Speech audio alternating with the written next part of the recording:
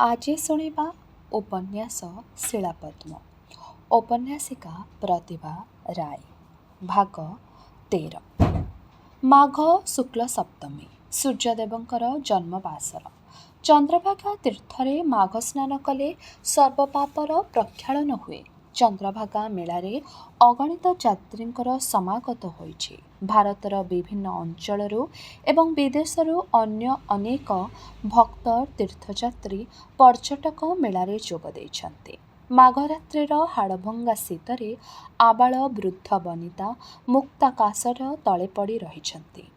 ଜୀବନର ଏହି ମହାର୍ଘ ଅନୁଭୂତିକୁ ଚାର୍ଲ୍ସ ପ୍ରାଣଭରି ଆତ୍ମସ୍ଥ କରୁଛି, ସଞ୍ଚୟ କରୁଛି ସ୍ମୃତିର ଗନ୍ତାଘର। ରାତ୍ରି ପାହି ଆସୁଛି, ଭଜନ କୀର୍ତ୍ତନରେ ସାଗରବେଳା ମୁଖରିତ ହେଉଛି।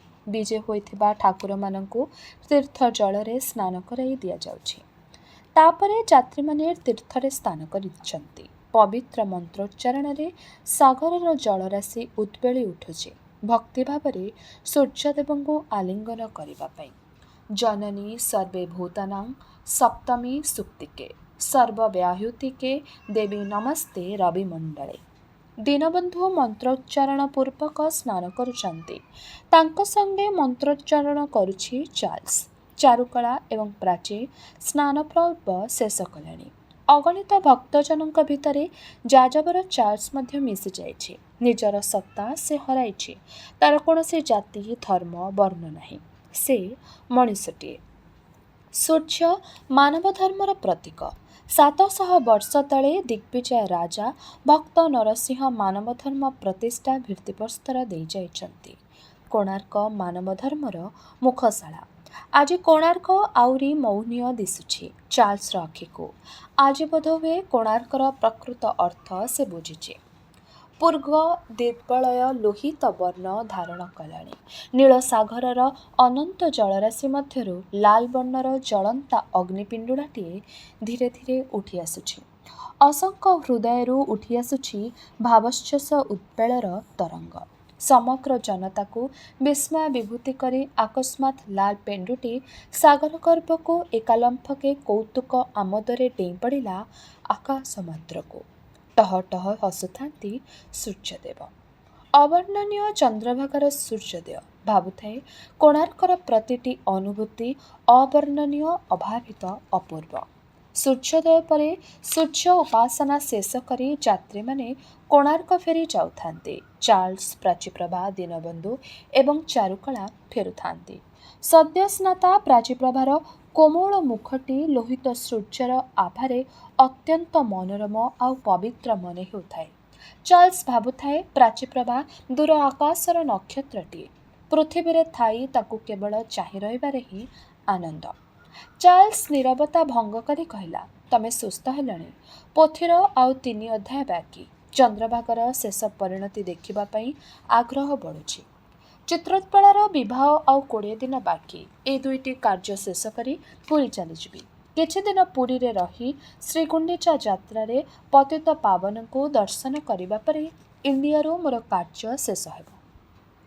ରଥଯାତ୍ରା ସମୟରେ ଅନେକ ସାଧୁସନ୍ଥ ପୁରୀକୁ ଆସିଥାନ୍ତି। ଯଦି ତମର ସ୍ୱାମୀ ସେତେବେଳେ ଆସନ୍ତି, ତେବେ ତାଙ୍କର ଦର୍ଶନ ଲାଭ କରି ଧନ୍ୟ ହେବି।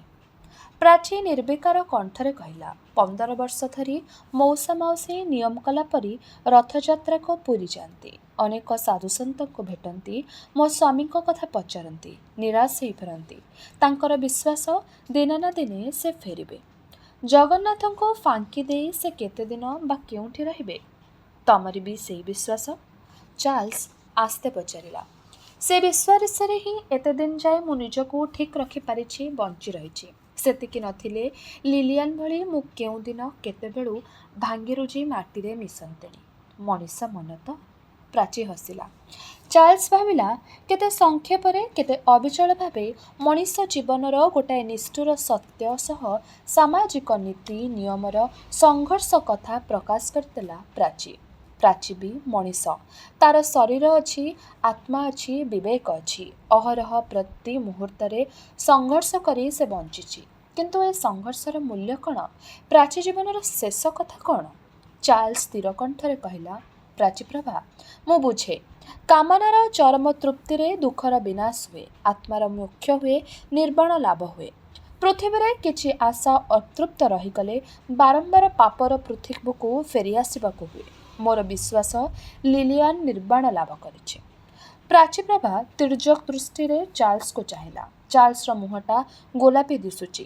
କେତେ ଅତୃପ୍ତ କାମନା ବାସନାର ଚିତ୍ର ଫୁଟି ଉଠୁଛି ତା ମୁହଁର ତ୍ୱକରେ। ପ୍ରାଚୀ ଆଗେଇ ଯାଉ ଯାଉ କହିଲା, ଚାର୍ଲ୍ସ, କାମନାର ଚରମ ପରିତୃପ୍ତିର ଅର୍ଥ ସମ୍ପୂର୍ଣ୍ଣତା ନୁହେଁ। ସମ୍ପୂର୍ଣ୍ଣତା ସମ୍ଭୋଗରେ ନଥାଏ, ସମର୍ପଣରେ ଥାଏ। ସଂସାରରେ ସମ୍ପୂର୍ଣ୍ଣ ପରିତୃପ୍ତ ମଣିଷଟିଏ ଖୋଜି ଆଣିପାରିବ? ଜୀବନର ଚରମ ସୁଖକୁ ଖୋଜୁ ଖୋଜୁ ଅପୂର୍ଣ୍ଣତାରେ ହାହାକାରରେ ଲିଲିଆନ୍ର ଆତ୍ମା ଛଟପଟ କରୁଥିବ। ଟିକିଏ ସମ୍ବେଦନା ନେଇ ଲିଲିଆନ୍ର ବିଦେହୀ ଆତ୍ମାକୁ ସ୍ପର୍ଶ କର, ଦେଖିବ ସେ କେଡ଼େ ଦୁଃଖୀ, କେଡ଼େ ଅତୃପ୍ତ। ପ୍ରାଚୀପ୍ରଭା ଚାର୍ଲ୍ସକୁ ପଛେଇ ପକାଇ ଆଗେଇ ଗଲା। ଚାର୍ଲ୍ସ ଜାଣି ଜାଣି ପଛେଇ ଯାଇଥାଏ। ପ୍ରାଚୀପ୍ରଭା ଏବଂ ଚାର୍ଲ୍ସ ଭିତରେ ବ୍ୟବଧାନ ବଢ଼ୁଥାଏ। କିଛି ବାଟ ଯାଇ ପ୍ରାଚୀପ୍ରଭା ନିସ୍ତବ୍ଧ ହୋଇ ଠିଆ ହେଲା।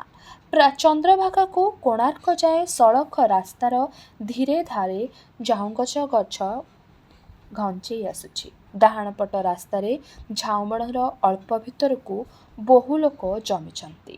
ଫେରନ୍ତା ଯାତ୍ରୀମାନେ ବାଟ ଭାଙ୍ଗି ସେଇଠି ରୁଣ୍ଡ ହେଉଛନ୍ତି। କୋଣାର୍କ ଗୁରୁଗମ୍ଭୀର ଭଙ୍ଗୀରେ ଅଦୂରରେ ଠିଆ ହେଇ ସବୁ ଦେଖୁଛି। ଚାର୍ଲ୍ସ ଭାବିଲା, ସେ ମଧ୍ୟ କିଛି ଗୋଟାଏ ତୀର୍ଥସ୍ଥଳ ହୋଇଥିବ। ଚନ୍ଦ୍ରଭାଗା ତୀର୍ଥରେ ସ୍ନାନ ସାରି ସୂର୍ଯ୍ୟୋଦୟ କରି ଫେରନ୍ତି ବାଟରେ ଥାଉ କିଛି ପୁଣ୍ୟ ସାଉଁଟି ନେବା ପାଇଁ ସେଠି ପହଞ୍ଚିଯିବାକୁ ହେବ। ଦର୍ଶନ କରିବାକୁ ହେବ ସେ ତୀର୍ଥସ୍ଥଳର ପବିତ୍ର ଦୃଶ୍ୟ। ଗୋଟାଏ ବିମର୍ଷ ନୀରବତା ପାଲଟି ଯାଇଛି, ଛାଇ ଯାଇଛି ଦର୍ଶକଙ୍କ ଭିତରେ। କେତେକ ବୟସ୍କ ତୀର୍ଥଯାତ୍ରୀ ରାମ ରାମ ଉଚ୍ଚାରଣ କରି ଆଖି ବନ୍ଦ କରି ମୁହଁ ଫେରାଇ ଚାଲି ଆସୁଛନ୍ତି। ପ୍ରାଚୀପ୍ରଭା ଜଣଙ୍କୁ ପଚାରିଲା, କ'ଣ ହେଇଛି? ଘୋର କରିକାଳ, ଘୋର କରିକାଳ, କହି ଛାତ୍ରୀଟି ମୁହଁ ଫେରାଇ ନେଲେ।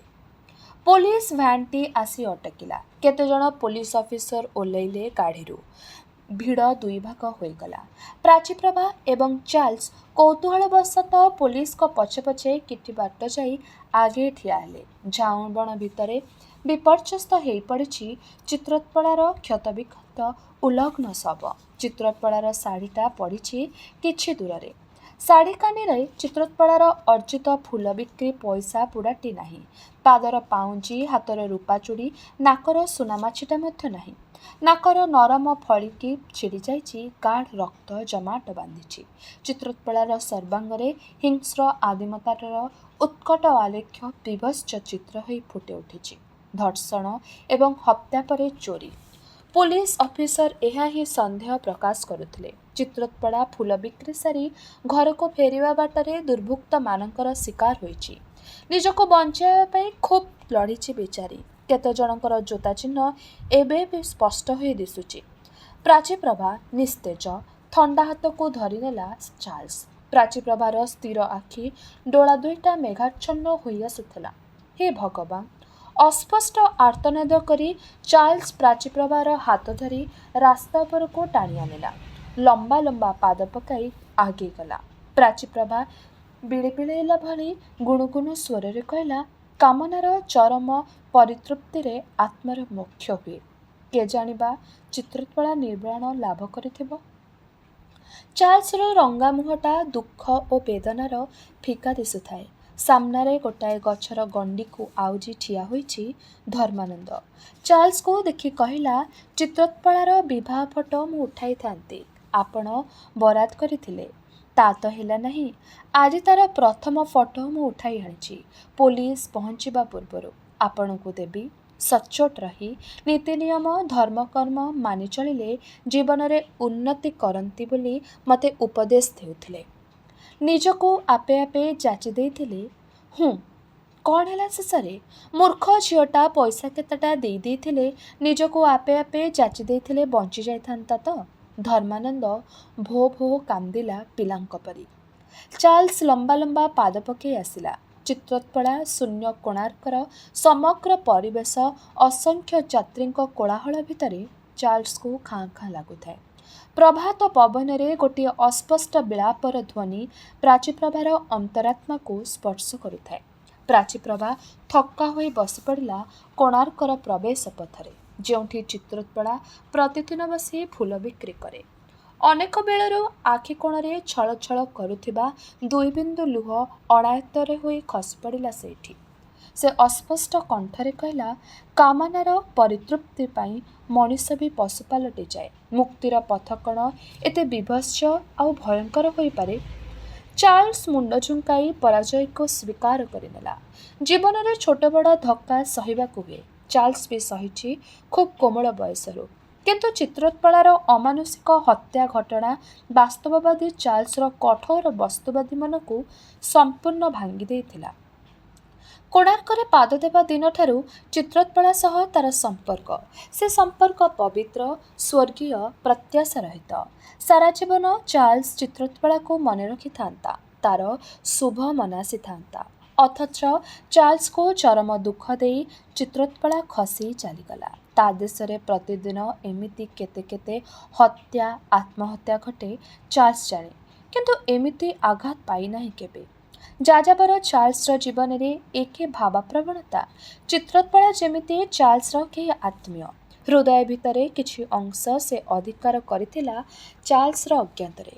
ଜଣଙ୍କ ପାଇଁ ଆଉ ଜଣଙ୍କର ଏତେ ଦୁଃଖ ହୁଏ, ଏତେ ହାହାକାର ଆସେ, ଏ ପ୍ରଥମ ଅନୁଭବ କରୁଛି ଚାର୍ଲ୍ସ। ଏ ଅନୁଭବ ହୁଏତ ଭାରତରେ ହିଁ ସେ ନିଜ ଭିତରେ ଆବିଷ୍କାର କରିଛି। ଚିତ୍ରୋତ୍ପଳାର ଧକ୍କାକୁ ସମ୍ଭାଳି ନେଉ ନେଉ ଆଉ ଏକ ଦୁର୍ଘଟଣା ଘଟିଗଲା। ସେଥିରେ କିନ୍ତୁ ବେଶୀ ଆହତ ହେଲା ପ୍ରାଚୀପ୍ରଭା। ସତେବା ପ୍ରାଚୀପ୍ରଭାର ଜୀବନରେ କିଛି ଗୋଟାଏ ବିପର୍ଯ୍ୟୟ ଘଟିଗଲା। ଧର୍ମାନନ୍ଦକୁ ପୁଲିସ ଗିରଫ କରି ନେଇଥିଲା। କୋଣାର୍କର ପ୍ରାଚୀନ ମୂର୍ତ୍ତି ଚୋରି ଅଭିଯୋଗରେ ତାକୁ ଥାନାକୁ ଧରି ନିଆଯାଇଥିଲା। ତା ବିରୋଧରେ ଅକାଟ୍ୟ ଅଭିଯୋଗ। ପ୍ରତିଦିନ ରାତିରେ ସେ କୌଶଳକ୍ରମେ କୋଣାର୍କ ବେଢ଼ାରେ ଅନୁପ୍ରବେଶ କରି ଛୋଟ ଛୋଟ ମୈଥୁନ ମୂର୍ତ୍ତି, କାରୁକାର୍ଯ୍ୟଭରା ଭାସ୍କର୍ଯ୍ୟ ଭାଙ୍ଗିବାକୁ ଚେଷ୍ଟା କରେ। କାରୁକାର୍ଯ୍ୟଭରା ଭଗ୍ନ ପ୍ରସ୍ତର ଖଣ୍ଡ ସବୁ ସଂଗ୍ରହ କରି ବାହାରେ ବିକ୍ରି କରେ। ସେଦିନ ସକାଳୁ ସକାଳୁ ମୂର୍ତ୍ତି ସହ ଧର୍ମାନନ୍ଦକୁ ଲୋକମାନେ ଧରି ଥାନାରେ ପହଞ୍ଚାଇଥିଲେ। ଧର୍ମାନନ୍ଦର ହାତେ ହାତେ ପ୍ରମାଣ। ଧର୍ମାନନ୍ଦକୁ ପ୍ରଶ୍ନ କରିବାରୁ ରୋକଠୋକ୍ କହିଥିଲା ଯେ, ଚୋର ମୁଁ ନୁହେଁ, ମୁଁ ଖାଲି ଆଜ୍ଞା ପାଳନ କରେ। ମୋତେ ଯାହା ମିଳେ ସେ ମୋ ପାଇଁ ଯଥେଷ୍ଟ ହୋଇପାରେ। କିନ୍ତୁ ସେମାନଙ୍କ ଲାଭ ତୁଳନାରେ ସେ କିଛି ନୁହେଁ। ସେମାନେ କିଏ? ଧର୍ମାନନ୍ଦ ନିରୁତ୍ତର। ଏ ପ୍ରଶ୍ନର ଉତ୍ତର ଦେବ ନାହିଁ ବୋଲି ସେ ମନା କରିଦେଲା। ଖବର ପାଇ ପ୍ରାଚୀ ଯାଇଥିଲା ଥାନାକୁ ଧର୍ମାନନ୍ଦକୁ ଜାମିନରେ ଆଣିବା ପାଇଁ। ତା ଛଡ଼ା ଆଉ କିଏ ବା ଅଛି? ଧର୍ମାନନ୍ଦର ସୁବିଧାବାଦୀ ବାପ ପୁଅର ନିନ୍ଦିତ କାର୍ଯ୍ୟ ପାଇଁ ଲଜ୍ଜାରେ ଘରୁ ବାହାରୁ ନାହିଁ। ମା ମୁଣ୍ଡ କୋଡ଼ି କାନ୍ଦୁଛି। ପ୍ରାଚୀ ଧର୍ମାନନ୍ଦର ଧର୍ମର ମା। ତା ବିପଦରେ ସେ ଅଣ୍ଟା ଭିଡ଼ି ଠିଆ ହେଲା। ଧର୍ମାନନ୍ଦ ସଙ୍ଗେ ଦେଖାହେବା ମାତ୍ରେ ପ୍ରାଚୀ ଛଳ ଛଳ ଆଖିରେ କହିଲା, ମୁଁ ଜାଣେ ତୁ ମୂର୍ତ୍ତି ସହ ସମ୍ପୃକ୍ତ। ମୁଁ ତୋତେ କୋଣାର୍କ ବେଢ଼ାରେ ରାତି ଅଧରେ ଦେଖିଛି। ସେଦିନ ଭାବିଥିଲି ତୁ ଧର୍ମପଦ। କୋଣାର୍କ ଗଢ଼ିବା ପାଇଁ ରାତିସାରା ଘୂରି ବୁଲୁଛୁ। ଆଜି ତୁମ ଆଖିରେ କଳାପାହାଡ଼। ଆପଣା ଦେଶର କୀର୍ତ୍ତିକୁ ତୁ ପଣ୍ୟ କରି ସ୍ୱଚ୍ଛଳ ହୋଇଛୁ। ଧନୀ ହେବାର ସ୍ୱପ୍ନ ଦେଖିଛୁ। ତୁ ଦେଶଦ୍ରୋହୀ ଧର୍ମାନନ୍ଦ। ମୁଁ ତୋ ପାଇଁ ଲଜ୍ଜିତ। ଧର୍ମାନନ୍ଦଠାରେ ଦୁଃଖ, ଲଜ୍ଜା, ଭୟ ନାହିଁ। ସେ ରୋକଠୋକ୍ ଉତ୍ତର ଦେଲା, କଳାପାହାଡ଼ ଅପରାଧୀ ନୁହେଁ। ଯେଉଁ ସମାଜ ତାକୁ କଳାପାହାଡ଼ କରିଦେଲା ସେ ଅପରାଧୀ। ଦୁଇ ମୁଠା ପେଟ ପୂରା ଖାଇ ମଣିଷ ଭଳି ବଞ୍ଚି ରହିବା ପାଇଁ ମୋର ଗୋଟାଏ ପେଶା ଦରକାର। ମୁଁ ସେତିକି ମାତ୍ର କରିଛି। ବଡ଼ଲୋକ ହୋଇଛନ୍ତି ସେମାନେ। ଦୁଇ ମୁଠା ପେଟ ପୂରା ଖାଇବା ଛଡ଼ା ମୋର ଆଉ କି ଅଧିକ ଉନ୍ନତି ହେଉଛି? ସେମାନେ କିଏ ଧର୍ମାନନ୍ଦ? କହିବାକୁ ନିଷେଧାଜ୍ଞା ଅଛି। ନ କହିଲେ ତୁ ଦଣ୍ଡ ଭୋଗିବୁ। ସେମାନେ ସମାଜ ଭିତରେ ସମ୍ମାନିତ ହୋଇ ବଞ୍ଚି ରହିବେ। ସେମାନଙ୍କ ନାଁ କହିଲେ ମୁଁ ଓ ମୋ ପରିବାର ଧ୍ୱଂସ ପାଇଯିବ। ସେମାନଙ୍କ ନାଁ ନ କହିଲେ ସମାଜ ଧ୍ୱଂସ ପାଇଯିବ। ଯେଉଁ ସମାଜରେ ମୁଁ ବଞ୍ଚି ରହିପାରେ ନା, ସେ ସମାଜ ଧ୍ୱଂସ ପାଇଗଲେ ମୋର କିଛି ଯାଏ ଆସେ ନାହିଁ। ତୁ ବଞ୍ଚି ରହିବୁ ଧର୍ମୁ, ମୁଁ ପ୍ରତିଶ୍ରୁତି ଦେଉଛି। ସତ୍ୟ ପ୍ରକାଶ କଲେ ତୁ ସମ୍ମାନର ସହ ଛାଡ଼ ପାଇବୁ। ପ୍ରକୃତ ଅପରାଧୀ ଶାସ୍ତି ଭୋଗିବ। ତୋ ପାଇଁ ମୁଁ କେସ୍ ଲଢ଼ିବି। ଏତେ ଟଙ୍କା ମୋ ପାଇଁ ଖର୍ଚ୍ଚ କରିବ? ମୁଁ ନୁହେଁ, ଚାର୍ଲ୍ସ ତୋ ପାଇଁ ଟଙ୍କା ଖର୍ଚ୍ଚ କରିବ। ସେ ତା'ର ବାପାଙ୍କୁ ଚିଠି ଲେଖି ଜଣାଇବ। ସେଠାରେ ସେ ଭାରତୀୟମାନଙ୍କୁ ନେଇ ସମାଜ ମଙ୍ଗଳ ସଂସ୍ଥା ଗଢ଼ିଛନ୍ତି। ଭାରତୀୟ ସମାଜର ଉନ୍ନତି କଳ୍ପେ ସେ ସଂସ୍ଥା ବହୁ ଅର୍ଥ ବ୍ୟୟ କରେ। ଧର୍ମାନନ୍ଦ ବିଦ୍ରୂପ କରି ହସି ଉଠିଲା। ଗୁଣୁଗୁଣୁ ସ୍ୱରରେ କହିଲା, ଭାରତରେ ଯେଉଁମାନେ ଅଛନ୍ତି प्राचीन मूर्ति चोरी करी विदेश को पठाई लक्ष लक्ष टंका लाभ करती। अथच जो भारतीय माने विदेश में स्थायी बासिंदा होईगलेनी सेमाने टंका खर्च करी मूर्ति चोर दल को धराई देबे। अपा ए संस्थार चेर सारा भारत में माड़ी जाइछि। मु जहाँको ना कहिबी तांको धरिले ए संस्थार चेर उपुड़ी जीव नाही, बरं मोर वंश लोप होइजिव। तमे जाओ, मो भाग्य को मु भोगिबी। प्राचीप्रभा विरक्तिपूर्ण स्वर रे कहला, धर्मु तू अन्याय करुछु। भारतर महान परंपरा और संस्कृति को जो माने पण्य करुछंती तांको प्रशय देबा महापाप। धर्मानंद पुणी थरे हसिला। म्लानकंठरे कहला, चित्रोत्पला केबे अन्याय करि नथिला, अधर्म करि नथिला। फूलर उचित दाम ठारू गोटे भी पैसा से अधिक देई नाही केबे। से तो निष्पाप थिला, से काहेकि मला? पुणे एमिति विवश भयंकर मरण मला काहेकि? ए कथार जवाब तमे देई परिबो? धर्मानंद आखिरु दुई धार लुह झरी आसिला। निजे जे मरण जंतारे पड़िछि सेतेपाई धर्मानंदर दुख नाही, परवा नाही। अथच चित्रोत्पलार मृत्यु शोक ए पर्यंत ता आखिरु लुह सुखाई नाही। चित्रोत्पला पाई धर्मानंदर मनरे जे एते ममता एते संवेदना भरी रहिथिला एकथा जानि नथिला प्राची। जानि नथिला बिचारी चित्रोत्पला। मृत्यु पर्यंत से धर्मानंद को घृणा कही करि आसिछि। अथच चित्रोत्पलार मृत्यु घटना समस्ते विस्मरी कलेनी। कोणार्कर परिवेश पुणी आनंदमुखर हेलानी। चित्रोत्पलार हत्याकारी एबे भी अंधकार रे। धर्मानंद व्यतीत काहारी मन तापाई आंदोलित हुए नाही। समस्ते पुणी निज संसार जंजाल रे बुड़ी कलेनी। अति स्नेहरे कोमल मधुर ममतारे स्पर्शरे कंठ को नरम करे प्राची कहला, धर्म समाज रे पाप पुण्य सत्य असत्य सबू अछि। केवल पाप और असत्यर तालिका करी जुक्ति बाढ़िले समाज बदले नहीं। गोटे सत्य प्रकाश रे असंख्य असत्यतर मूल पाटन हुए। तू जनकर ना प्रकाश करते मूर्तिचोर दलर अनेक तथ्य प्रकाश पाइजिव। धर्मानंद निरम रही किछि समय भाविला। अनुच्च कंठरे कहला, मोर भय हेउछि। काहाकू? मो बापा, मो माँ, भाई भौणी, मो आउ मोर जीवनर उपरे आँच आसीपारे। मते प्रतिश्रुति देई परिबो आम समस्तଙ୍କ सुरक्षा दायित्व नेब? कथा देउछि से दायित्व मोर। मोर विश्वास सत्यर जय हेब। तू काली जामिन छाड़ पाइबो, बाकी दायित्व मोर। चार्ल्स मते प्रतिश्रुति देछि, केस लड़िबा पई अर्थर अभाव हेब नाही। धर्मानंद दृढ़ निष्पत्ति सूचक स्वर रे कहला, कहबी अपा, जहाँ जाने मु कहबी। असत्य कहले जदि सेमाने खसीजिबे तेबे सत्य प्रकाश करी मु न मरिबी काहेकि? ता द्वारा ईश्वर संतुष्ट हुअंतो कि ना तमे संतुष्ट हेब तो? प्राचीप्रभार आखि छलछल हेला। ए दरिद्र मेधावी बालकटीर दुख दारिद्र्यर कषाघातरे पथुरिया पड़िथिबा मन तले तापाई जे किछि अंश एबे भी कोमल ममतारे नरमी जाए एतिकी उपलब्धि करी प्राचीप्रभार अंतर भरीगला। से बुझिला ए संसार रे तार किछि भी मूल्य अछि। स्वामी परित्याग करिछंती बोली से एक बार अल्लोड़ा नुहे। आनंदरे मुख उज्जवल करी थानारू बाहरी आसिला प्राची। किछि समय आगरो धर्मानंद प्रति मनटा विद्वेषरे भरी जाइथिला। एबे ता दूर होइछि। कानरे तार प्रतिध्वनित हेउथाए धर्मानंदर कथा। जो समाज कलापहाड़ तैयारी करे से अपराधी। कलापहाड़ तो परिस्थितिर दास। सेदिन सकाळू परिस्थिति भिन्न। धर्मानंद को जामिने आनिबाकू हेला नहीं। देहर निगड़रू चिरमुक्तिकामी तार आत्मा चिरदिन पाई मुक्त हो जाइथिला अति रहस्यजनक भावे। पूर्वदिन धर्मानंदर बापा को थानारू जणाई दिया जाइथिला तांको पुओ जेल कुआड़े पलाई जाइछि। ता घर को खोजिबा पाई 2 जण पुलिस आसिथिले। तापर दिन सकाळे बेलाभूमि रास्तारे गोटाए बिजुली खुंटी उपरे मुहमाड़ी झुलुथिला धर्मानंदर शव। धर्मानंदर शव को जो केते जण देखिथिले सेमाने कहती तार देह सारा माड़र दाग थिला। गଳାରେ आंगुली दाग पड़ी जाइथिला। पोस्टमार्टम हेबार अवकाश नथिला। धर्मानंद बापा संगे संगे शव सत्कार करदेइथिले। दरिद्र बालकटीर शव सत्कार पाई समस्ते साहाय्य करथिले। पुअर मृत्युरे समवेदना जणाई तार बापा को मध्य 1000 टंका आर्थिक साहाय्य देइथिले। ତାଙ୍କର ବଦାନ୍ୟତାର ପାଖରେ ପୁତ୍ର ଶୋକ ଚାପା ପଡ଼ି ଯାଇଥିଲା। ବୁଢ଼ା ମନକୁ ବୋଧ ଦେଉଥିଲା, ଯାହା ହେଉ ଝିଅ ଗୁଡ଼ାଙ୍କୁ ଉଠାଇ ଦେଇ ଯାଇଛି, ଏଣିକି ପୁଅ ଗୁଡ଼ାକ ଯାହା ଯେମିତି କରି ବଞ୍ଚିଯିବେ।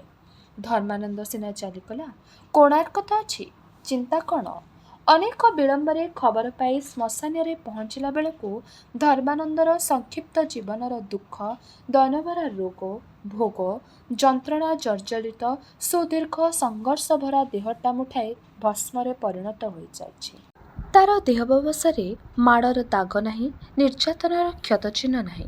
ପେଟର ଭୋକ, ସମାଜ ପ୍ରତି ହାହାକାର, ବିଦ୍ରୋହ ବିତୃଷ୍ଣା କିଛିର ପ୍ରମାଣ ନାହିଁ। ସତ୍ୟ ପ୍ରକାଶ ପାଇଁ ପ୍ରତିଜ୍ଞାବଦ୍ଧ ଧର୍ମାନନ୍ଦର ଆତ୍ମା ଅସତ୍ୟ ଶରୀରର ନିଗଡ଼ରୁ ବିମୁକ୍ତ ହୋଇ ସତ୍ୟ ପଥରେ ଚାଲିଛି। ପ୍ରାଚୀପ୍ରଭା ନିଜକୁ ଦାୟୀ କରୁଥିଲା। ସତ୍ୟ ପ୍ରକାଶ ପାଇଁ ସମ୍ମତ ହୋଇଥିବାରୁ ଧର୍ମାନନ୍ଦ ମୃତ୍ୟୁବରଣ କରିଛି। ଏକଥା ସତ୍ୟ ହେଲେ ମଧ୍ୟ ହାତରେ କିଛି ପ୍ରମାଣ ନାହିଁ। ପ୍ରାଚୀପ୍ରଭା ନିଷ୍ପ୍ରାଣ ହୋଇ ଠିଆ ହୋଇଥିଲା ଲିଭି ଆସୁଥିବା ଧର୍ମାନନ୍ଦର ଜୁଇ ପାଖରେ। ସାନ୍ତ୍ୱନା ଏବଂ ସମବେଦନାର ହାତଟିଏ ବଢ଼ାଇ ଦେଲା ଚାର୍ଲ୍ସ। ଆସ୍ତେ କହିଲା, ପୃଥିବୀରେ ସବୁ ସ୍ଥାନରେ ଏମିତି ଘଟେ। ଭାବିଥିଲି ଭାରତ ଏଥିରେ ପଛରେ ପଡ଼ିଛି, କିନ୍ତୁ ନା, ଭାରତ କେବେ କୌଣସି ଦିନ ପଛୁଆ ନଥିଲା। ଆଜି ମଧ୍ୟ ଭାରତରେ ଅନେକ କ୍ଷେତ୍ରରେ ପୃଥିବୀର ଅନେକ ଦେଶମାନଙ୍କ ଭିତରେ ଅଗ୍ରଗଣ୍ୟ। ଦୁଃଖ କର ନାହିଁ ପ୍ରାଚୀପ୍ରଭା, ଧର୍ମାନନ୍ଦ ଧର୍ମପଦ ପାଲଟି ଯାଇଛି।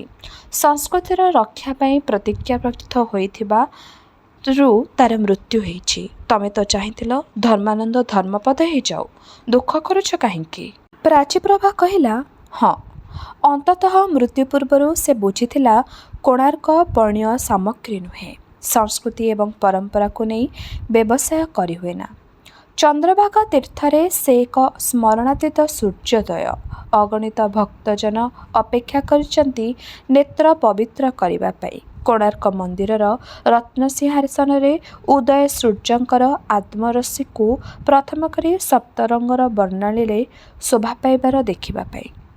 ଚାର୍ଲ୍ସ ଚନ୍ଦ୍ରଭାଗା ତୀର୍ଥରେ ମାଘ ସପ୍ତମୀର ସୂର୍ଯ୍ୟୋଦୟକୁ ଭୁଲି ପାରେନା, କାରଣ ତାହା ସହ ଚିତ୍ରୋତ୍ପଳର ସ୍ମୃତି ଜଡ଼ିତ। କୋଣାର୍କରେ ଚାର୍ଲ୍ସର ରହଣି ସରିଆସୁଛି। ସମାପ୍ତ ହୋଇଛି କୋଣାର୍କର ନିର୍ମାଣ କାର୍ଯ୍ୟ।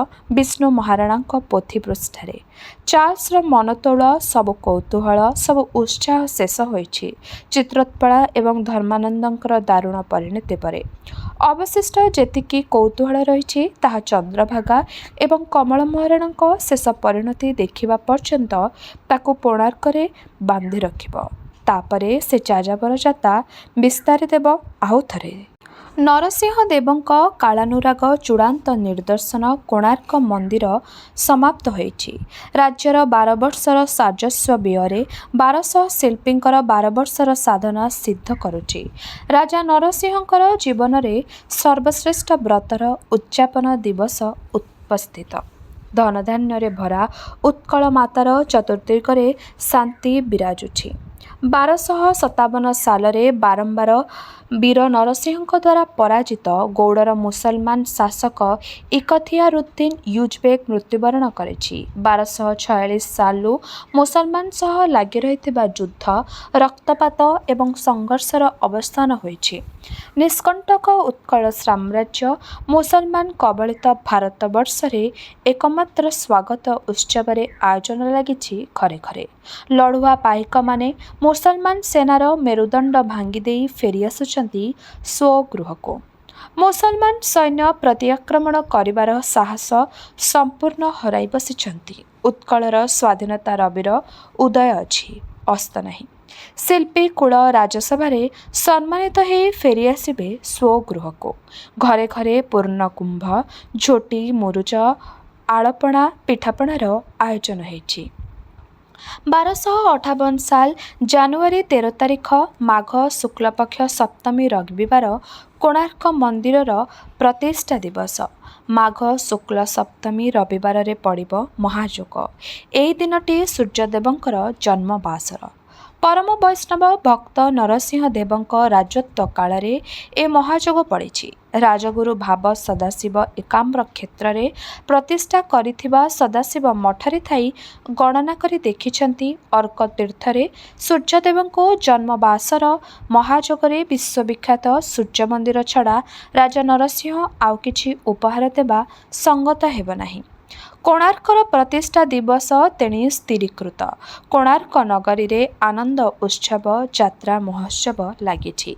महेन्द्रगिरीस्थ गोकर्णेश्वर शिव मंदिर मुखलिंगम श्रीकुंभम और सिंहाचलम विष्णु मंदिर मानकरे अखंड दीपदान उत्सव चली। जाजपुरर गंगेश्वर मंदिर, बयालीसबाटीर गंगेश्वरी मंदिर, बेगुनियार दक्षिणेश्वर पुरातन मंदिर, नरसिंहदेवଙ୍କ प्रतिष्ठित रेमुणार गोपीनाथ मंदिर, पुरीर श्रीजगन्नाथ मंदिर रे ठाकुर ठाकुराणी पूजा उपचार हेउछि। कपिलास पहाड़ उपरे शिखंडेश्वर शिव मंदिर रे शिवंकर शिरर 12 लक्ष बेलपत्री 12 लक्ष श्वेतचंपा चढ़ा हेउछि। समुद्र पथरे देश विदेशरू निमंत्रित होई आसिछन्ति राजा महाराजा विद्वान पंडित कवि संगीतगण एक आडंबरपूर्ण उत्सव जोगदेवा पाई। पुरुषोत्तम कृतिवास वाराणसी रेमुणा नारायणपुर देवकोट इत्यादि नगररू आसिछन्ति अगणित जनता।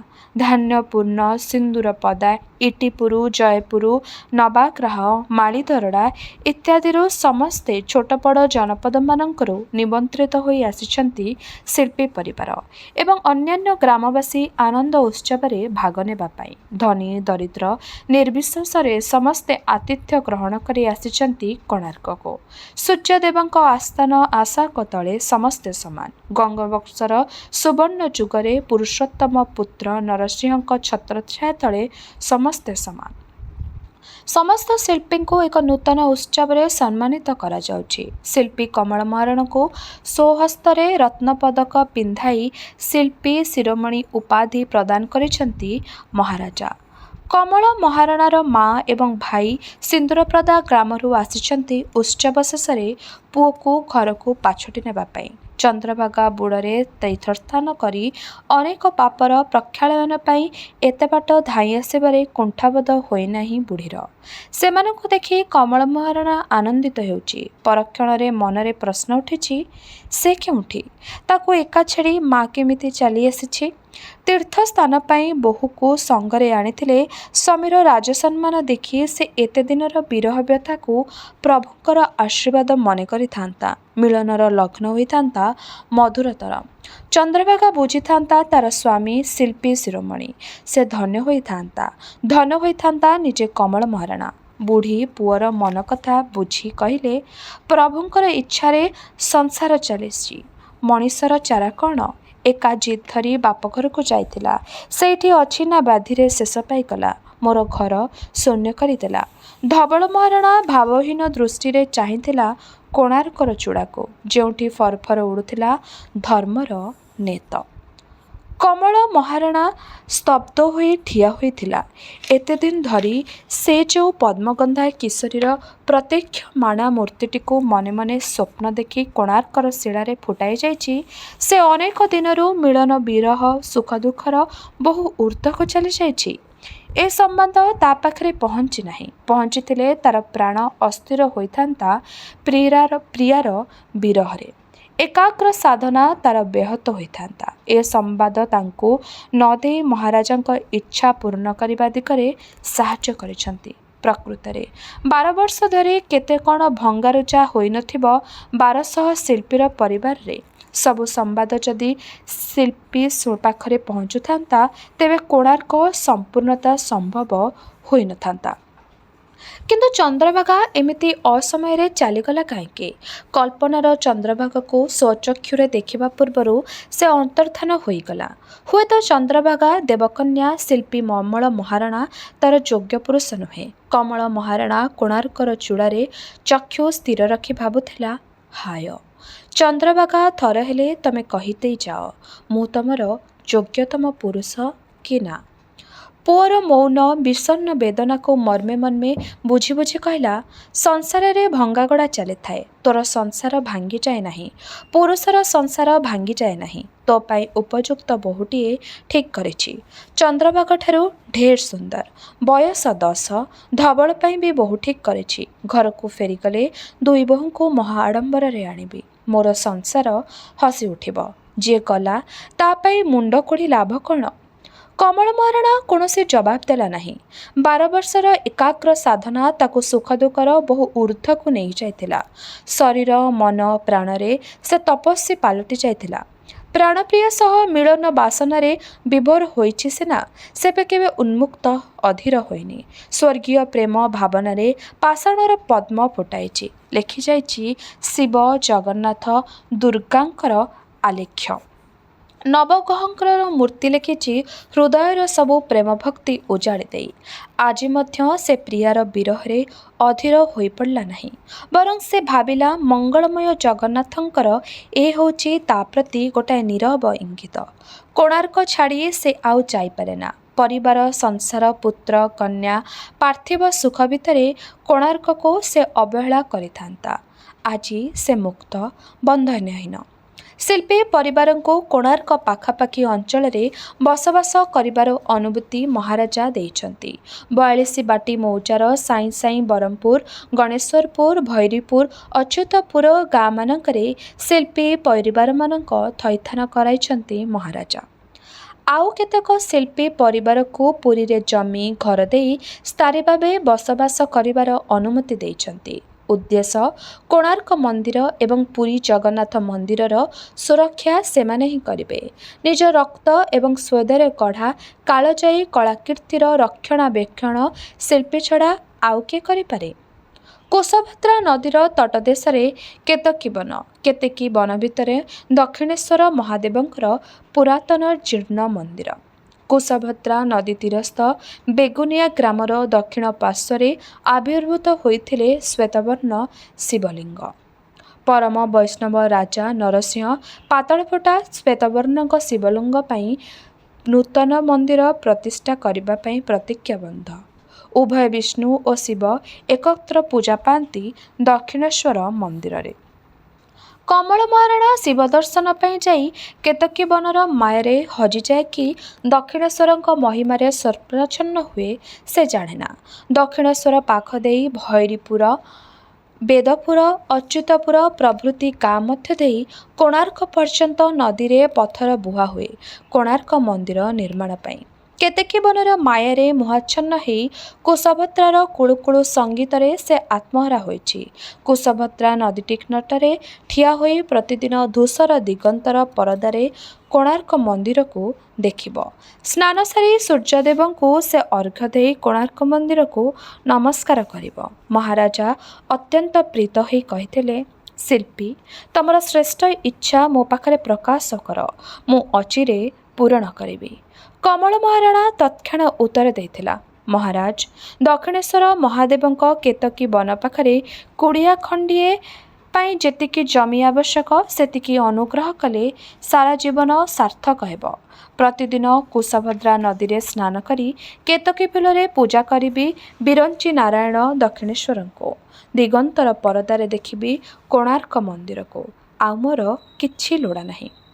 ମହାରାଜା ଚାହିଁଥିଲେ ପୁରୁଷୋତ୍ତମ କ୍ଷେତ୍ରର କମଳ ମହାରାଣାକୁ ପ୍ରତିଷ୍ଠିତ କରିବେ। ତା ପାଇଁ ତିଆରି କରିବେ ସୁଦୃଶ୍ୟ ପ୍ରାସାଦ। ପ୍ରତିଦିନ ଜଗନ୍ନାଥଙ୍କର ଦର୍ଶନ କରୁଥିବ କମଳ ମହାରାଣା। ପୁରୁଷୋତ୍ତମ କ୍ଷେତ୍ରରେ ହିଁ ହଜିଯାଇଛି ତାର ପ୍ରାଣପ୍ରିୟା ଚନ୍ଦ୍ରଭାଗା। କେବେ ହୁଏତ ଜଗନ୍ନାଥ ଦୁଇଟି ବିରହୀ ଆତ୍ମାର ମିଳନ କରାଇଦେବେ। କିନ୍ତୁ କମଳ ମହାରାଣା ନିର୍ଜନ କେତକୀ ବନରେ ସ୍ଥାନଟିଏ ବାଛି ନେଇଛି। ହୁଏତ ଚନ୍ଦ୍ରଭାଗା ସହ ପରଜନ୍ମରେ ମିଳନ ପାଇଁ ଶିବଙ୍କ ଶିରରେ କେତକୀ ଫୁଲ ଚଢ଼ାଇ ତପସ୍ୟା କରିବ। କମଳ ମହାରାଣାକୁ ତାର ମା ଏବଂ ଭାଇଙ୍କ ସହ ବସବାସ କରିବା ପାଇଁ ବେଗୁନିଆ ଗ୍ରାମରେ ଜମି ଖଞ୍ଜା ମିଳିଯାଇଛି। କେତକୀ ବନର ପାଖକୁ ଲାଗି କୁଟୀର ନିର୍ମାଣ କରି ସେ ରହିବ। କମଳ ମହାରଣା ସ୍ଥିର କଣ୍ଠରେ କହିଲା, ମା ଧବଳର ବିବାହ କରାଇଦିଅ। କୋଣାର୍କ ମନ୍ଦିର ନିର୍ମାଣ ପାଇଁ ଘର ଛାଡ଼ି ନଥିଲେ ମୋ ଝିଅକୁ 10 ବର୍ଷ ହୁଅନ୍ତାଣି। ମୋର ଆଉ ବିବାହ କ'ଣ? ମୁଁ ତ ସଂସାରକୁ ବୋଲି ବୈରାଗୀ ହୋଇଗଲିଣି। ତୋର ବୋହୂ ଆଗରୁ ଚାଲି ଯାଇଛି, ଖୁବ୍ ଭଲ ହୋଇଛି। ଈଶ୍ୱର ଯାହା କରନ୍ତି ପ୍ରାଣୀର ମଙ୍ଗଳ ପାଇଁ କରନ୍ତି। ତା ପଛରେ କିଛି କିଛି ମହତ୍ ଉଦ୍ଦେଶ୍ୟ ଥାଏ। କମଳ ମହାରଣା ଜଣାଇଲା ଈଶ୍ୱରଙ୍କ ଉଦ୍ଦେଶ୍ୟରେ। ବୁଢ଼ୀ ଶୂନ୍ୟ ଦୃଷ୍ଟିରେ ଚାହିଁଥିଲା କୋଣାର୍କର ଚୂଡ଼ାକୁ। କୋଣାର୍କ ମନ୍ଦିର ପ୍ରତିଷ୍ଠା ଦିବସରେ ମନ୍ଦିରରେ ନୃତ୍ୟ ପରିବେଷଣ ପାଇଁ କେତେଜଣ ଦେବଦାସୀ ଶ୍ରୀକ୍ଷେତ୍ରରୁ ପଦ୍ମକ୍ଷେତ୍ରକୁ ଯିବା ପାଇଁ ରାଜାଦେଶ ପହଞ୍ଚିଛି। ସେମାନଙ୍କ ଭିତରେ ଦେବଦାସୀ ମେଖଳା ସହ ପରିଚାରିକା ଚନ୍ଦ୍ରଭାଗା ମଧ୍ୟ କୋଣାର୍କ ଯିବା ପାଇଁ ପ୍ରସ୍ତୁତ ହେଉଛି। ଜଗନ୍ନାଥଙ୍କର ଶେଷ ଇଚ୍ଛା ପୂର୍ଣ୍ଣ କରିବା ଦିଗରେ ଚନ୍ଦ୍ରଭାଗା କି ବା ଆପତ୍ତି କରିଥାନ୍ତା? ବରଂ ଥରେ ହେଲେ ସେ ନୟନ ଭରି ଦେଖି ଆସିବ ତା ଶିଳ୍ପୀ ସ୍ୱାମୀର ଅମଳିନ କୀର୍ତ୍ତି। ସୂର୍ଯ୍ୟଦେବଙ୍କ ଜନ୍ମବାସରରେ ଚନ୍ଦ୍ରଭାଗା ତୀର୍ଥରେ ସ୍ନାନ କରି ମୁକ୍ତିଲାଭର ପୁଣ୍ୟ ଅର୍ଜନ କରିବ। ଯଦି ସ୍ୱାମୀଙ୍କୁ ଦୂରରୁ ହେଲେ ସେ ଥରେ ଦେଖିପାରିବ, ଚିହ୍ନିବାର ସୁଯୋଗ ଥାଏ, ତେବେ ସାରା ଜୀବନରେ ଅବଶୋଷ ମେଣ୍ଟିଯିବ।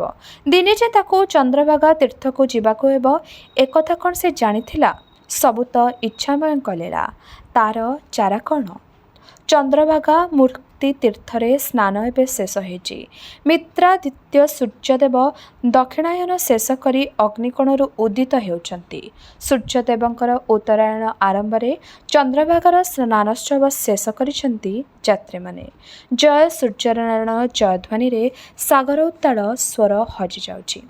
ସୂର୍ଯ୍ୟଦେବଙ୍କର ପୂଜା ଉପଚାର ଏବଂ ଭୋଗ ପାଇଁ ରାଜା ନରସିଂହ ପୂର୍ବାପେକ୍ଷା ଅଧିକ ଜମି ଖଞ୍ଜା କରିଛନ୍ତି। ନିଦ୍ରାଭଙ୍ଗ ମାତ୍ରେ ସୂର୍ଯ୍ୟଦେବଙ୍କର ପଞ୍ଚାମୃତ ସ୍ନାନ ଶେଷ ହୋଇଛି। ସ୍ନାନ ପରେ ଅତି ସାମାନ୍ୟ ବାଳଭୋଗ, ପୂର୍ବାହ୍ନର ସକାଳ ଧୂପ ଏବଂ ଦ୍ୱିପହରର ଭୋଗ ସମାପ୍ତ ହୋଇଛି। ସନ୍ଧ୍ୟାରେ ଆରତି ଏବଂ ଲଘୁ ସନ୍ଧ୍ୟା ଧୂପ, ଦ୍ୱିପହରେ ଅବକାଶ ପରେ ସନ୍ଧ୍ୟା ପର୍ଯ୍ୟନ୍ତ ପ୍ରୌଢ଼ ବିଶ୍ରାମ। ତାପରେ ଆଡ଼ମ୍ବରପୂର୍ଣ୍ଣ ସନ୍ଧ୍ୟା ଧୂପ ଭୋଗ ଲାଗି ରହିଛି। ଅପୂର୍ବ ଦିଶୁଛନ୍ତି ଅତୀବ ମନୋରମ ସୂର୍ଯ୍ୟନାରାୟଣ ବିଗ୍ରହ। ଦେହରେ ଅଛି ଅଷ୍ଟ ଅଳଙ୍କାରର ବେଶ। ରାତ୍ରି ଶୟନ ପୂର୍ବରୁ ମହା ଆଡ଼ମ୍ବରପୂର୍ଣ୍ଣ ରାଜଭୋଗ ମଣୋହି କରି ତାପରେ ରାତ୍ରି ବିଶ୍ରାମ କରିଛନ୍ତି। ସକାଳ ଏବଂ ସନ୍ଧ୍ୟା ଧୂପ ସମୟରେ ଦେବପୂଜା ଅଙ୍ଗ ସ୍ୱରୂପ ନାଟମନ୍ଦିରରେ ନୃତ୍ୟଗୀତ ସୁନିପଣା ଦେବଦାସୀଙ୍କର ନୃତ୍ୟ ସମାପନା ହୋଇଛି। କ୍ଳାନ୍ତି ମେଟାଇବା ପାଇଁ ସୂର୍ଯ୍ୟଦେବଙ୍କ ସମେତ ସମସ୍ତେ ନିଦ୍ରାଦେବୀଙ୍କ କୋଳରେ ଆଶ୍ରୟ ନେଇଛନ୍ତି। ନୃତ୍ୟଗୁରୁ ସୌମ୍ୟ ଶ୍ରୀଦତ୍ତ କିନ୍ତୁ ବିନିଦ୍ର। ସୁବର୍ଣ୍ଣଦ୍ୱୀପ ଜାଭାରୁ ପରିବାର ସହ ଆସିଛି ସାନଭାଇ ସୁଦତ୍ତ କୋଣାର୍କ ମନ୍ଦିର ପ୍ରତିଷ୍ଠା ଉତ୍ସବରେ ଯୋଗ ଦେବା ପାଇଁ।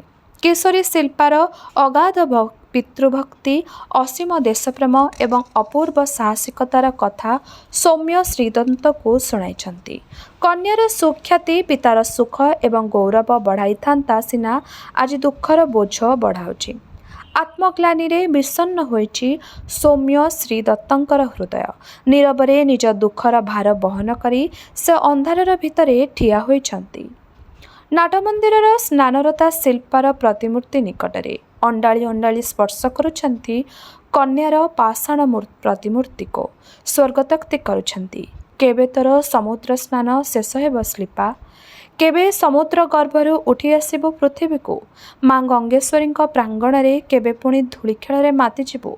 ମନେ ମନେ ଶିଳ୍ପୀ କମଳ ମହାରଣାକୁ ଧନ୍ୟବାଦ ଜଣାଉଛନ୍ତି ନୃତ୍ୟଗୁରୁ। ସ୍ୱର୍ଗତକ୍ତି କରୁଛନ୍ତି। ଶିଳ୍ପୀ, ତମେ ମୋର ଆଦରଣୀୟା କନ୍ୟାକୁ ଅମର କରିଦେଇଛ। ତମେ ମୋର ନମସ୍ୟ। ତମକୁ ପ୍ରଣାମ କରୁଛି। ନାଟମନ୍ଦିରର ଉତ୍ତର ପାର୍ଶ୍ୱରେ ଅମଳିନ ଚନ୍ଦ୍ରାଲୋକରେ ଆଉ ଏକ ଛାୟାମୂର୍ତ୍ତି ନିଶ୍ଚଳ ହୋଇ ଠିଆ ହୋଇଛି ସେ ପ୍ରତୀକ୍ଷମାଣା ନାରୀମୂର୍ତ୍ତିର ସମ୍ମୁଖରେ। ନିଜର ସୃଷ୍ଟି ଭିତରେ କାହାକୁ ଖୋଜୁଛି ଶିଳ୍ପୀ ମହାରଣା? ଶିଳ୍ପୀ କମଳ ମହାରଣା ଏବଂ ନୃତ୍ୟଗୁରୁ ଶ୍ରୀଦତ୍ତ ସେ ପବିତ୍ର ଜ୍ୟୋତ୍ସ୍ନାଲୋକରେ ସାମ୍ନାସାମ୍ନି ଠିଆ ହେଲେ। ଦୁହେଁ ଚାହିଁ ରହିଲେ ଦୁହିଁଙ୍କୁ। ଦୁହିଁଙ୍କ ଆଖିରେ ଚିରନ୍ତନ ଏକ ଅନ୍ୱେଷର ଛବି ଚିତ୍ରିତ। ଏ ଅନ୍ୱେଷଣର ଶେଷ କେଉଁଠି? ଜୀବନର ଅନ୍ୟ ନାମ ଅନ୍ୱେଷଣ। आत्मा खोजुछि परमात्मा को। शिल्पी एवं चंद्रभागा आज एक हो जाइछन्ति। कमल महाराणा काहाकू खोजुछि निजे बुझी पारु नाही। शिल्पी एवं चंद्रभागांकर आत्माहुतिर कथा इतिहास लेखिब नाही, किंतु लेखिजिब कमल महाराणा निज जीवन काव्यर पृष्ठारे। कमल महाराणा दिने हजिजिब, बंची रहिबे शिल्पी एवं चंद्रभागा। कोणार्कर शिलारे जीवन्यास पाउथिबे कलाकार हजिजाए, बंची जाए कला। काल काल पई जरा, व्याधि, रोग एवं मृत्युर उत्तीर्ण हुए। सूर्यदेव एबे मध्य दिग्बଳରେ देखा देई नाहांती। सारा आकाश घनमेघाच्छन्न। पूर्वदिन जन्मवासर ऐतिहासिक उत्सवरे नृत्य, गीत, पूजा, महोत्सव, अभिनंदन, अभ्यर्थनार क्लांति मेंटाइबा पई आउ किछि क्षण काले घुमे पड़िबे बोली आकाश पारि देछि घन बादलर नरम सेज। समुद्र गर्भरू अलस भांगी उठिबे बालसूर्य। सेजरे मुह लुचाई पुणी घुमे पड़िबे किछि क्षण। काली सारा दिन कोणार्कर प्रतिष्ठा दिवसर महोत्सव से देखिछन्ति। पूर्ण दर्शन देइछन्ति अगणित तीर्थयात्री को। कालीर सूर्योदय से देखिछि। से जदि आउ केबे हेले जीवन रे सूर्योदय न देखे तेबे भी तार जीवन अपूर्ण हेबार नुहे, अंधकारच्छन्न हेबार नुहे। तथापि चिरकाल अतृप्त ए मनीषर मन। तार कामनार शेष नाही, जंत्रणार शेष नाही। चंद्रभागारे एबे भी अटकी जाइथिबा तीर्थयात्री माने पुणी आज प्रत्युषरू तीर्थस्थान करी सूर्यदेवଙ୍କୁ अपेक्षा करिसंती। घर को लेउटी जाउथिबा आगरू आउ थरे चंद्रभागारे सूर्योदय देखिजिबे। आकाशरे घन बारितको अभिसंपात देउछंती मने मने। सूर्यदेव मिटिमिटी आखिरे मुरुकी हसुछंती, अथच देखा देउनाहांती। शिल्पी परिवार आखपाख गाँ मानकरे बसबास करबा पई चालिकलेणी खूब प्रत्युषरू स्नान सारी। 12 वर्षर ऐकांतिक साधना अवशिष्ट समस्त जीवन को वंशानुक्रमिक महिमामय करिब। किंतु कमल महाराणा अवशिष्ट जीवन काटिब कुशभद्रा तीर केतकी वनरे। केतकी फूलर बास्ना चोरेई अधीर अपेक्षार थिब चपल पवन। कुशभद्रा कूल घन अरण्य सुक, सारी, काक, पिक, मांगलिक गायताକୁ स्वागत जणाइबा पई अपेक्षा करिबे। कुशभद्रार नरम जलस्रोत उर्मिल आलिंगନରେ पाछटी नेबा पई अपेक्षा करी करी कूଳରେ मठा पिटुथिब। दक्षिणेश्वर नूतन मंदिर मुख्य स्थपति हेब कमल महाराणा। कमल महाराणा नदीबंधरे ठिया होई चाहि रहिछि चंद्रभागार प्रशस्त बुकुर नीलजल राशि को। एई तार प्राणप्रिया चंद्रभागा। आज को 12 वर्ष धरी प्रतिदिन चंद्रभागार आकुल आलिंगन भितरे आत्मा को पवित्र करी से प्राणप्रिया किशोरी पत्नीर विरह ज्वाला को प्रशमित करेछि। मने होछि प्रशांत, सरस, सतेज। चंद्रभागारे स्नान करी से पत्नी को स्मरण करेछि। भाविछि एई तो चंद्रभागा अछि तार पाखे पाखे, तार अंतर भितरे तार आत्मा सह अदृश्य बंधन रे बंधा होई। सागर सह चंद्रभागार मिलन को बाधा देव किए? किंतु चंद्रभागा काहींकि मिलित हेब सागरर लवणाक्त बुकुरे?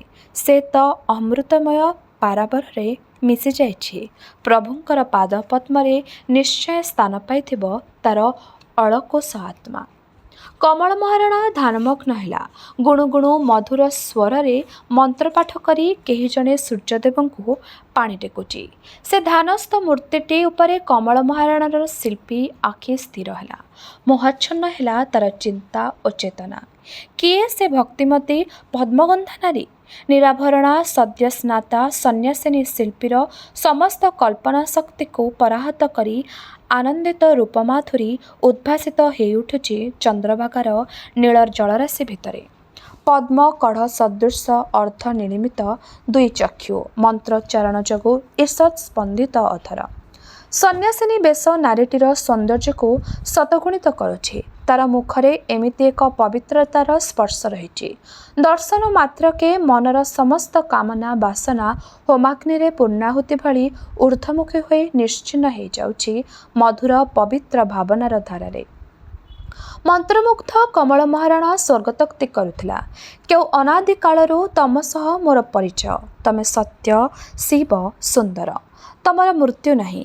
ତମେ ଯିଏ ବି ହୁଅ, କମଳ ମହାରଣାର ଶିଳ୍ପୀ ପ୍ରାଣରେ ତମେ ଜୀବନର ସ୍ପନ୍ଦନ ହିଁ ବଞ୍ଚି ରହିବ। ତା ସୃଷ୍ଟିର ପ୍ରେରଣା ହୋଇ ପଥରେ ପ୍ରାଣରେ ସଞ୍ଚାର କରିବ। ଜଳ ଅଘ୍ର ସମର୍ପଣ କରି ନାରୀଟି ଚକ୍ଷୁ ଖୋଲିଲା। ଦୃଷ୍ଟି ତାର ଛଳଛଳ କରୁଣ। କ'ଣ ମାଗୁଥିଲା ସୂର୍ଯ୍ୟଦେବଙ୍କୁ? ଏ ବର ନାରୀଟିର କ'ଣ ବା ଅଭାବ ହୋଇଥିବ? ସ୍ୱାମୀ, ପୁତ୍ର, ସଂସାର, ନାରୀ ଜୀବନର କାମ୍ୟ ତ ସେତିକି। ସମସ୍ତଙ୍କୁ ନିରାଶ କରି ମୁହଁ ଲୁଚାଇ ରହିଥିଲେ ସୂର୍ଯ୍ୟଦେବ। ଅଥଚ ଏ ନାରୀଟିର ଅପରୂପ ସୁଷମାକୁ ଦେଖିବାର ଲୋଭ ସମ୍ବରଣ କରି ନ ପାରି ବଉଦ ଆଡ଼ି ଉଙ୍କି ମାରି ସେ ଚାହିଁନେଲେ। ସୁନେଲି ଅବିର କିଛି ବୋଳି ଦେଲେଣି ନାରୀଟିର ମୁହଁରେ। ତାର ସ୍ୱର୍ଗୀୟ ସୁଷମାକୁ ଶତଗୁଣିତ କରି ସ୍ନାନ ସାରି ଉଠି ଆସିବ ବୋଲି ନଦୀବନ୍ଧ ଆଡ଼େ ମୁହଁ ଫେରାଇଲା ନାରୀଟି। ଶିଳ୍ପୀ କମଳ ମହାରଣା ସୁଦୀର୍ଘ ହେଇ ଠିଆ ହୋଇଛି ବନ୍ଧ ଉପରେ। ମୂର୍ତ୍ତି ଭଳି ସୁନ୍ଦର, ସୁଠାମ, ନିଶ୍ଚଳ, ଘନକୁଞ୍ଚିତ ଦୀର୍ଘ କେଶ ପ୍ରଶସ୍ତ କପାଳର ଶୋଭାବର୍ଦ୍ଧନ କରିଛି କର୍ଣ୍ଣରେ କୁଣ୍ଡଳ। ଉଜ୍ଜ୍ୱଳ ଶ୍ୟାମବର୍ଣ୍ଣର ପ୍ରଶସ୍ତ ବୁକୁରେ ରତ୍ନ ପଦକ ଝଟକି ଉଠୁଛି ଶିଳ୍ପୀ ସୁଲଭ ଗଭୀର ମର୍ମସ୍ପର୍ଶୀ ଦୃଷ୍ଟି। ଚାରିଚକ୍ଷୁର ମିଳନ ହେଲା। ଲଜ୍ଜା, ଭୟ, ସଙ୍କୋଚ ନାରୀଟି ଦୃଷ୍ଟିନତ କରି ପାଣି ଭିତରେ ଠିଆ ହୋଇ ରହିଛି। ଘୁଞ୍ଚି ଯାଉଛି ଆହୁରି ଗଭୀର ଜଳକୁ। ସେ ବୁଝିପାରି ଅପରିଚିତ ପୁରୁଷଟି ଜଣେ ସାଧାରଣ ତୀର୍ଥଯାତ୍ରୀ ନୁହେଁ। ତାଙ୍କର କିଛି ସ୍ୱାତନ୍ତ୍ର୍ୟ ବୈଶିଷ୍ଟ୍ୟ ଅଛି। ତାଙ୍କ ସାମ୍ନାରେ ଜଳରୁ ଉଠିଯିବା ପାଇଁ ସ୍ୱତଃ କୁଣ୍ଠା ଜାଗୁଛି। ପାଦ ଛନ୍ଦି ହୋଇଯାଉଛି। କେହି ଜଣେ ସ୍ନାନରତ ତୀର୍ଥଯାତ୍ରୀ ଅନୁଚ୍ଚ କଣ୍ଠରେ କହୁଛି, ଏ ଜଣେ ବିଶିଷ୍ଟ କୋଣାର୍କ ଶିଳ୍ପୀ। ମହାରାଜା ସ୍ୱହସ୍ତରେ ରତ୍ନପଦକ ପିନ୍ଧାଇ ସମ୍ମାନିତ କରିଛନ୍ତି। କେହି କେହି ଶିଳ୍ପୀଙ୍କର ପାଦସ୍ପର୍ଶ କରି ପ୍ରଣାମ କରୁଛନ୍ତି। କହୁଛନ୍ତି, ଆପଣଙ୍କ ଦର୍ଶନରେ ଜୀବନ ଧନ୍ୟ ହେଲା। ଆପଣ ଏ ଜାତିର ଗୌରବ। କୋଣାର୍କଠାରୁ କୋଣାର୍କ ଶିଳ୍ପୀ ମହାନ। ନାରୀଟି ମନେ ମନେ ପ୍ରଣାମ କରୁଛି ଶିଳ୍ପୀଙ୍କୁ। ଭାବୁଛି, କୋଣାର୍କର ପ୍ରତ୍ୟେକ ଶିଳ୍ପୀ ମହାନ। ପ୍ରଭାତ କାଳରେ ଜଣେ ମହାନ ଶିଳ୍ପୀଙ୍କର ଦର୍ଶନ ଲାଭ କରି ସେ ବହୁ ପୁଣ୍ୟ ଅର୍ଜନ କରିଛି। ସଙ୍କୋଚଭରା ଦୃଷ୍ଟିରେ ଆଉଥରେ ଚାହିଁଲା ନାରୀଟି। କୋଣାର୍କର ପ୍ରତ୍ୟେକ ଶିଳ୍ପୀ ଏମିତି ସୁପୁରୁଷ ହୋଇଥିବେ ବୋଲି ସେ ହୃଦୟଙ୍ଗମ କରୁଛି। ଶିଳ୍ପୀଙ୍କ ଉପରେ ଚକ୍ଷୁ ସ୍ଥିର ରଖିବା ପୂର୍ବରୁ ତାଙ୍କ ପଛରେ ଠିଆ ହୋଇଥିବା ବୃଦ୍ଧାଟେ ଉପରେ ଚକ୍ଷୁ ତାର ସ୍ଥିର ହୋଇଗଲା। ବୃଦ୍ଧାଙ୍କ ପଛରେ ଶିଳ୍ପୀଙ୍କର ପ୍ରତିରୂପ ଆଉ ଜଣେ ଯୁବକ। ନାରୀଟିର ସମସ୍ତ ଶରୀର ବିବଶ ହୋଇଗଲା। ବୃଦ୍ଧାର ଦୃଷ୍ଟିରେ ଘୃଣା, ଅସହିଷ୍ଣୁତା ଭର୍ତ୍ସନା ଜଳି ଉଠୁଛି। ନୀରବ ଭର୍ତ୍ସନା ଅଗ୍ନିକଣିକା ଭଳି ଅଜାଡ଼ି ହୋଇ ପଡ଼ୁଛି। ମଲୁ ନାହିଁ କଳଙ୍କିନୀ, ଏତେ ଦିନ ଯାଏ କେଉଁଠି ଥିଲୁ? ଛି ଛି, ତୁ ବଞ୍ଚିଛୁ ରହିଛୁ ଜାଣିଲେ ପୁଅ ମୋର ଲଜ୍ଜାରେ ମୁଣ୍ଡ ଟେକି ଚାଲିବ ନାହିଁ। ଯା, ଦୂରେଇ ଯା, ମୋ ପୁଅର ପଥରୁ ସୁଖରୁ ପଥରୁ ତୁ ଦୂରେଇ ଯା। ବିଭତ୍ସ ଦୃଷ୍ଟିର ଏ କଠୋର ଭର୍ତ୍ସନାଠାରୁ ଭାଷା ହୁଏତ ଢେର ଶାଳୀନ ହୋଇଥାନ୍ତା। ଓଠର ଭାଷା ଶବ୍ଦର ଗୁମ୍ଫନରେ ସୀମାବଦ୍ଧ ହୋଇଥାନ୍ତା। ଆଖିର ଭାଷା ପ୍ରେମ ଏବଂ ଘୃଣାର ଚରମତା ସ୍ପର୍ଶ କରିବାରେ ବାଧା କ'ଣ? ଚନ୍ଦ୍ରଭାଗା ତତ୍କ୍ଷଣାତ୍ ନଦୀବନ୍ଧକୁ ପଛ କରି ଦିଗ୍ବଳୟର ଦୃଷ୍ଟିର ସ୍ଥିର ରଖିଥିଲା। ଦୁଃଖ ଏବଂ ଭୟରେ ଆଉଥରେ ବୁଡ଼ଟିଏ ଦେଲା ନଦୀ ଜଳରେ। ମନେ ମନେ କାମନା କଲା, ହେ ମୃତ୍ୟୁ ଦେବତା, ମୋର ଦୁଃଖ ଓ ଲଜ୍ଜାର ଭାର ବହନ ମୋ ସ୍ୱାମୀଙ୍କ ଦର୍ଶନ ଲାଭ କରିଛି। ତାଠାରୁ ଅଧିକ ସୁଖ ଏ ଜନ୍ମରେ ଆଉ ସମ୍ଭବ ନୁହେଁ। ମୁଁ ସମାଜ ତ୍ୟାଗ କରିଛି, ଗୃହତ୍ୟାଗ କରିଛି। ତମରି କୋଳକୁ ହିଁ ମୋର ଏକମାତ୍ର ଆଶ୍ରୟସ୍ଥଳ। ଜୀବନର ଗୋଟାଏ ଅସମ୍ଭବ ଆଶା ପୂର୍ଣ୍ଣ ହେବା ପରେ ଆଉ ମୃତ୍ୟୁ ପାଇଁ ମୋର ଭୟ କ'ଣ? ଶିଳ୍ପୀଙ୍କୁ ପଛ କରି ବାରମ୍ବାର ବୁଡ଼ ପକାଉଥିଲା ଚନ୍ଦ୍ରଭାଗା। ବିରହିଣୀ ଆଖିର ଅଶ୍ରୁଧାରା ନଦୀ ଜଳରେ ମିଶି ଯାଉଥାଏ। ସେ ଅଶ୍ରୁର ଭାରା ସହିପାରିବେ ନାହିଁ ବୋଲି ସୂର୍ଯ୍ୟଦେବତା ପୁଣି ଥରେ ମୁହଁ ଲୁଚାଇଥାନ୍ତି ଘନ ବାଦଳର ଅନ୍ତରାଳରେ। ସତୀ ନାରୀର ହୃଦୟର ଜ୍ୱାଳାକୁ ପ୍ରଶମିତ କରିବା ପାଇଁ ବର୍ଷା ତୋଫାନ ମାଡ଼ି ଆସୁଥାଏ। ଆକାଶ, ପୃଥିବୀ, ସାଗର ସତୀନାରୀ ପ୍ରତି ସମାଜର ଅପପ୍ରଚାର ବିରୋଧରେ ପ୍ରତିବାଦ କରି ଏକାକାର ହେବା ପାଇଁ ପ୍ରସ୍ତୁତ ହେଉଥାନ୍ତି। କମଳ ମହାରଣା ମୁହଁ ଫେରାଇ ଦୂରକୁ ଘୁଞ୍ଚି ଯାଉଥାଏ। ଏତେବେଳ ଯାଏ ସଦ୍ୟସ୍ନାତା ନାରୀଟିର ବାଟ ଜଗି ସେ ଠିଆ ହୋଇଛି ବୋଲି ଲଜ୍ଜା ଅନୁତାପରେ ନିଜକୁ ଧିକ୍କାର କରୁଥାଏ। ପବିତ୍ରତା ଏବଂ ସୌନ୍ଦର୍ଯ୍ୟ ପାଖରେ ଶିଳ୍ପୀ ଚିରଦିନ ଏମିତି ପରାଜିତ ଏବଂ ଆତ୍ମବିସ୍ମୃତ। ତାର ଅପରାଧ କ'ଣ? ଏ ପବିତ୍ର ସୌନ୍ଦର୍ଯ୍ୟର ଯେ ସୃଷ୍ଟିକର୍ତ୍ତା, ସେ ମଧ୍ୟ ମୋହାଚ୍ଛନ୍ନ ହୁଅନ୍ତେ ନିଜ ସୃଷ୍ଟି ସୌନ୍ଦର୍ଯ୍ୟରେ। ए महान स्रष्टाଙ୍କୁ बारंबार प्रणाम जणाई कमल महाराणा लंबा पाद पकाइला। बुढ़ी कौथाए मेघ तोफान झड़माड़ी आसुची, घर अमंगलर सूचना सकाळु मिलिगलाणी।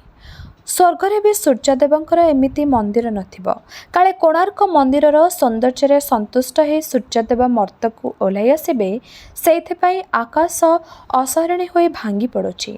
कोणार्करे घोर अशुभ सूचना मु देखिपारुछि। संगे संगे कोणार्क छाड़ी बेगुनिया ग्रामर नुआ घर को चलीजा। बहु लोक कोणार्क छाड़ी सारिलेणी, आउ डेरी काहींकी? कमल महाराणा गुणुगुणु होई कहूथिला, किछि नूतनता पछरे पुरातनर किछि भंगारुजा इतिहास रही थाए। किछि गढ़ा हेबा पछरे किछि भंगारुजा कहानी जुगे जुगे रहिछि। एथिरे विचलित हेबारे कौन अछि? बुढ़ी बिड़बिड़ स्वर कहला, आउ जहा भांगू मो संसार, मो पुअर संसार भांगी न जाओ। चल आज संगे संगे कोणार्क छाड़िबा, आउ दंडे खणिए एठिरे रहिबार नुहे। कमल महाराणा मने मने उपहास कला निजको। स्वर्गतक्ति कला, कमल महाराणार संसार एबे भी कौन भांगी रुचि जाई नाही? खाली कौन नक नुहे, केते जे शिल्पी परिवार रे केते केते भंगारुजा हो जाइछि ता किए जाने। कोणार्करे पत्थर शिल्पी पत्थर हृदय नहीं ताको सब सहिब, बंची रहिब, ता देशर संस्कृति को विखंडित करिब नाही बोली से खंड खंड ही भांगी रुचि जीव। एतिकी कौन माँ जाने नाही? तेबे एहिठारे शेष होला औपन्यासिका प्रतिभा रायंकर उपन्यास शिलापद्मर एही भागटी। आगामी अध्याୟରେ ଏହି ଉପନ୍ୟାସଟିର ବାକି ଅଂଶ ଗୁଡ଼ିକୁ ଆମେ ଶୁଣିବା। ରହିଲି, ନମସ୍କାର।